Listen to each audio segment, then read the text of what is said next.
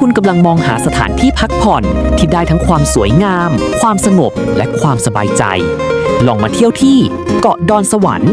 สถานที่ท่องเที่ยวที่โอบล้อมไปด้วยธรรมชาติสีเขียว อากาศสดชื่น บรรยากาศเงียบสงบ เหมาะสำหรับการพักผ่อนในวันสบายๆที่นี่คุณจะได้สัมผัสทั้งวิวสวยๆสายลมเย็นๆและมุมถ่ายรูปที่เต็มไปด้วยเสน่ห์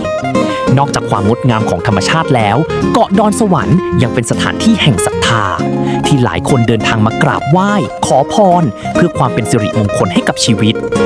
ไม่ว่าจะมาเที่ยวกับครอบครัวมากับเพื่อนหรือมาพักใจคนเดียวที่นี่ก็พร้อมมอบความสุขและความประทับใจให้กับทุกคนเติมพลังให้ชีวิตพักผ่อนท่ามกลางธรรมชาติแล้วปล่อยใจไปกับความเรียบง่ายที่น่าหลงไหลเกาะดอนสวรรค์อีกหนึ่งจุดหมายปลายทางที่คุณต้องลองมาเยือนสักครั้ง